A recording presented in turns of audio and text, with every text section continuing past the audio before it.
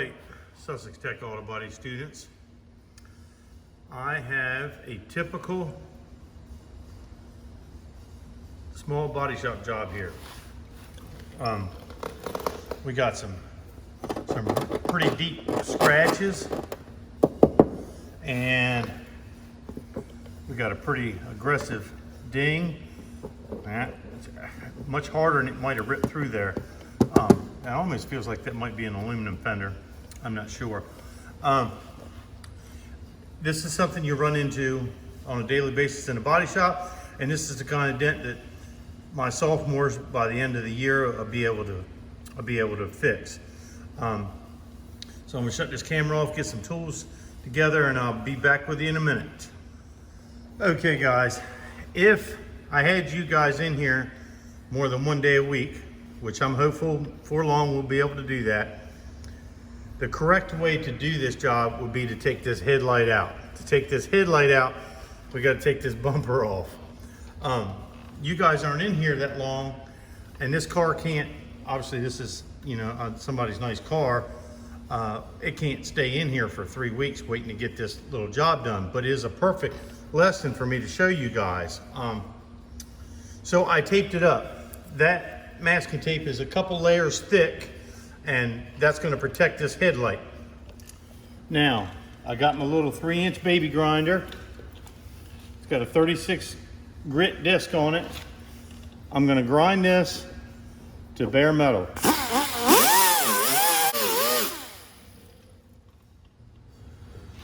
Okay guys, this fender ends up being aluminum. I would have used a stud gun or the draw pin welder to weld a nail on that, but since it's aluminum, that won't work. So I'm going to grab one of my picks, and I'm going to go down through an access hole, and it's just a little deeper than what I would want to fill. So I'm going to just rough it out a little bit. I'll find my point. There we are. Now this is kind of like a dolly off technique. I'm holding a little bit of pressure on it. Now, I'm going to hit the surrounding area.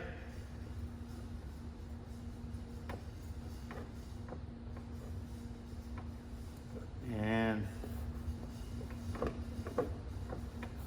I know you can't see a whole lot of what I'm doing here, but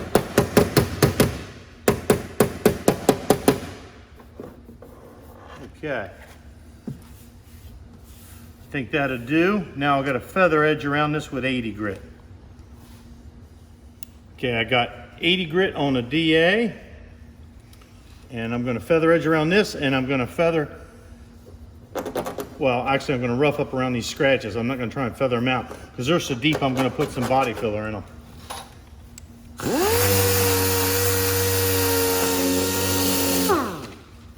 Paper's not wanting to stay stuck.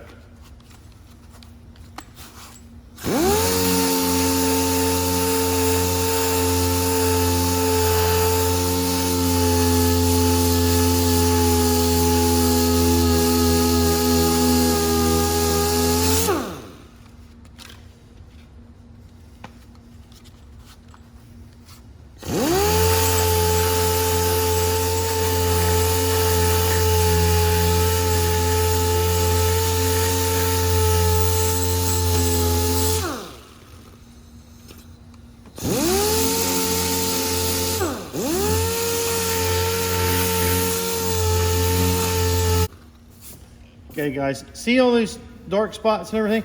Those are actually little low spots. And that's another purpose. Me feathering it out gets rid of that hard edge that was there. But more importantly, it gives the roughed up area for the body filler to stick. It's got this is 80 grit, and we need 80 grit scratches for the body filler to stick to. So that's why I did, because I have body filler out over this whole area. Now I'm gonna hit these scratches up here.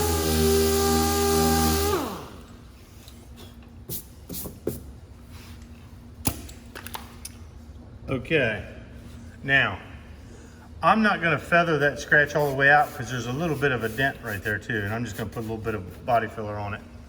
So I'm going to blow it off before I put any body filler on it, and right now I got to go take care of something else. But when I come back, I'll mix up some body filler and put on here. Now, I didn't film me mixing up the body filler. That's another video, but I'm trying to keep this short. I've got it mixed up. Now it's important to take this first coat, well, all coats, but right now I'm wanting it to get it bonded in to those 80 grit scratches that I've put in there. I'm really pushing on it hard, and those of you who have done this a couple times know that this looks a lot easier than it is. Not that it's hard, but it takes a little while to master this. Okay, and I never really ever, I got that roughed out pretty good. Roughed out is when I took that pick and pushed it out and took the body hammer. I got this roughed out pretty good, but I don't really concern myself with getting it totally filled all in one fill or one application of filler, because if you put it, you're not supposed to put it on thick anyway, but if you put it on too thick, then you got to sand more off and you end up with pinholes and stuff. Now you can kind of see why I had 80 grit scratches, to see how far out the body filler is. Now every bit of that will stick. All right, this is good and hard now. Now I've got some 80 grit on a block. I'm gonna set this camera up and I'm gonna start sanding it. I know it's gonna be kind of like watching paint dry. I'll probably put it on time lapse after a second or two, but it's important that you see how it's done. I'm gonna try and get this camera positioned so you can see. And remember, I put tape over this, but I still wanna try and stay off of it, because you can cut through that tape even though it's a few layers thick. Now this fender rolls like that, so I have to kind of concentrate on keeping my block flat, but at the same time following the contour, if that makes sense. Spots like this are kind of tricky to fix, but in some ways they're a little bit easy because it's not perfectly flat, so your eye can't pick up any little imperfections. I mean, but you got to keep it's still got to be straight. And a block is the best way to make sure of that. And you keep right on blocking until you get it straight. Like I said, the shape of the fender kind of makes it a little tricky. So I'm gonna put this on time lapse for a minute while I sand it.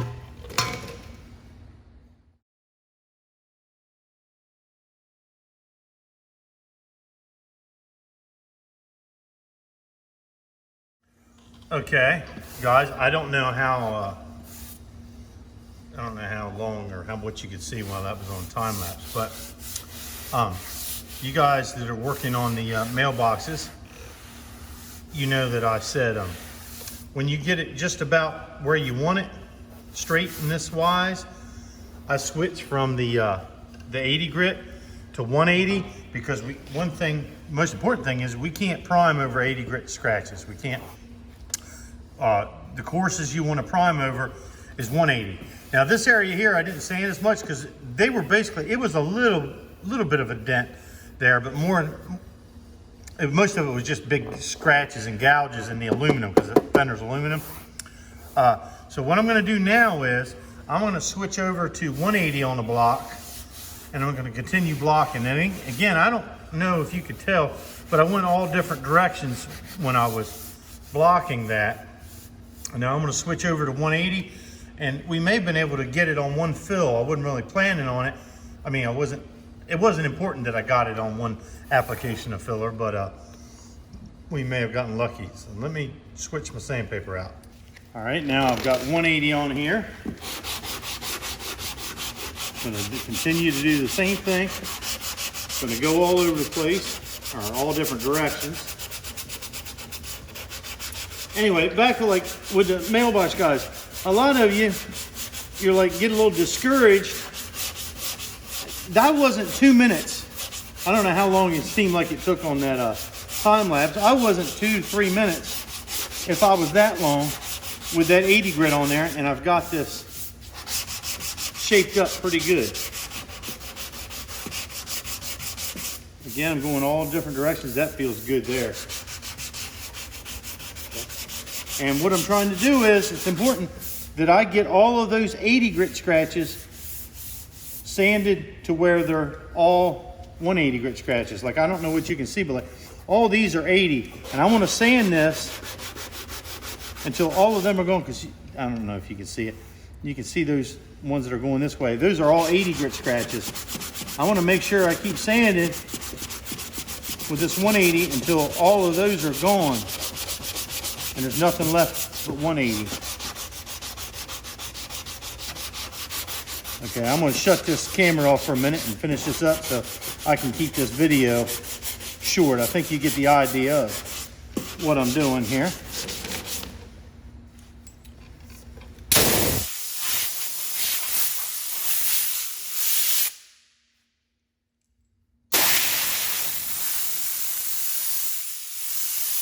So I may try and get a round block and see if I can sand those out without messing up the body filler. I'll give that a shot here in just a minute. Okay, I got a piece of 180 on this round dur block. If you don't have a round dur block, you can use anything. Matter of fact, the little spool that the sandpaper, the DA sandpaper comes in, it makes a great, it's the same size as this, it works great. This one's a little bit flexible, which is nice. At home, I like to use a paint roller. You know what I mean? A 12-inch paint roller that you roll house paint, a clean one, obviously. It works out nice. So what I'm going to do is I'm going to sand in here a little bit. Like I said, this is 180. I'm going to see if I can sand those out without messing up my body work.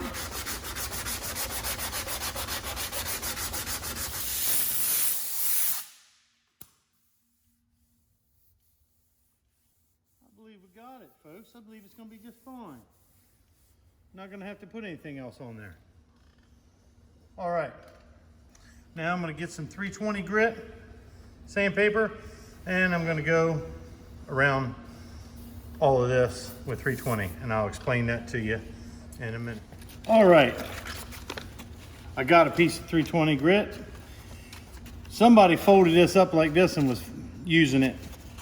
And that's not the right way to do it. It kind of sticks in my crawl. This, you're supposed to fold it like a business letter, and then you end up with 3 good pieces. 1, 2, and 3. But you guys will get the hang of doing it. Now, what I'm going to do is, this is what I call hand sanding. When I mean hand sanding, I'm not talking about block sanding by hand.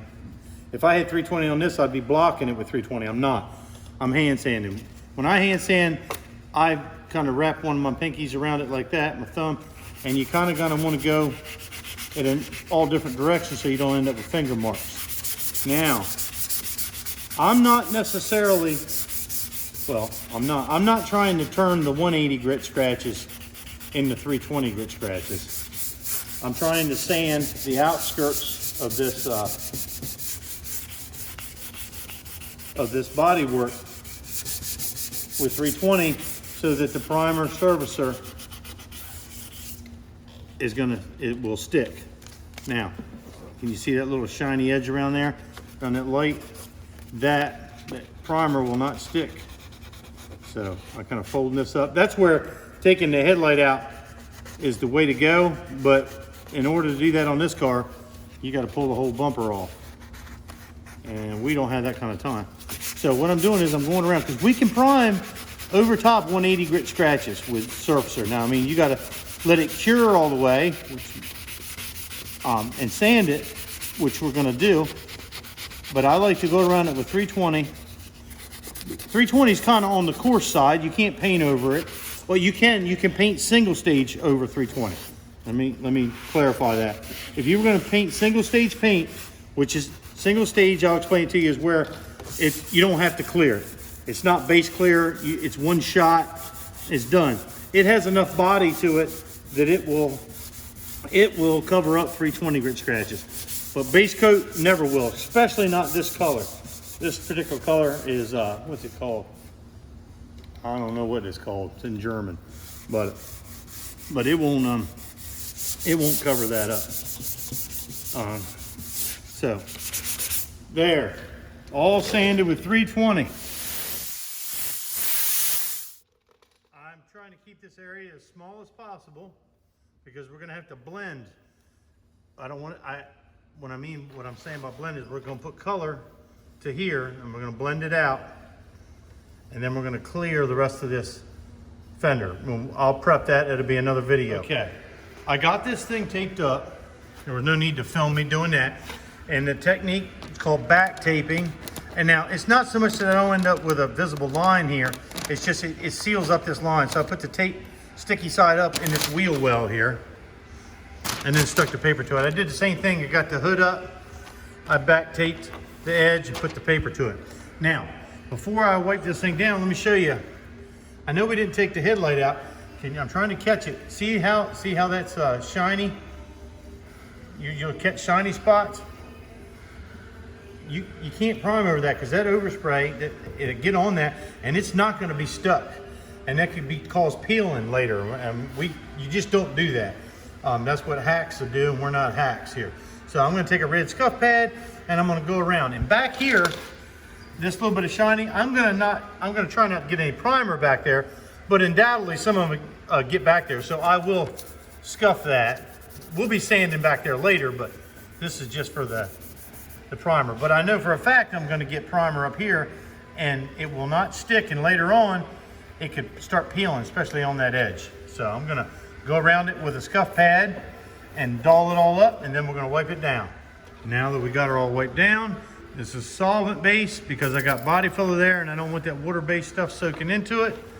And we are going to thoroughly wipe it and get it dry. I'm going to make sure I get all them edges. Just cleans any of petroleum-based stuff off and fingerprints, and it cleans any dust. Even though we blew it off, just cleans any of the dust out of the little sand scratches. There we go. While that flashes off, we're going to go mix up a little primer. Okay, I've got just a wee bit of primer mixed up. I mean, not even an ounce. And I've wiped all this off with the prep salt. You saw that. Now we're gonna spray this on here. I'm gonna show you something in a minute. I'll move the camera.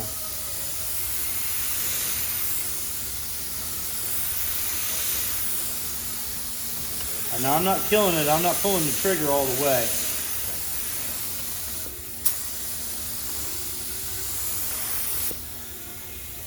You can see, I don't know if you can or not, you can see the outline of where that paint was feathered.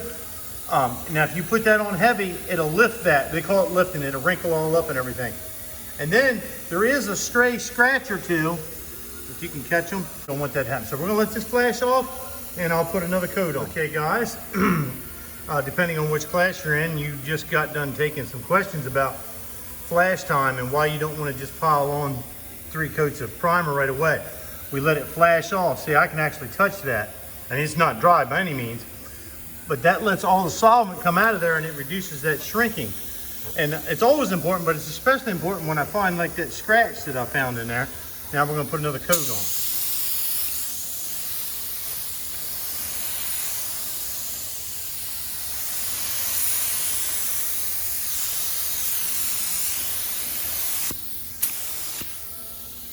Now I put that coat on a little heavier.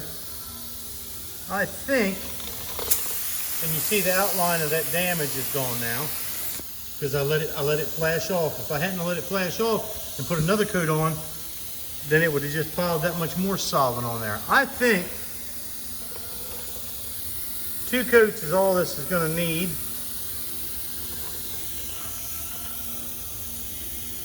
I think so. All right, guys, I hope you learned something from that little dent job on the BMW. It ended up longer than I wanted it to, but I need some videos for your Schoology assignments and everything. So we're going to continue on, and I'll film me getting that thing ready to paint on another day.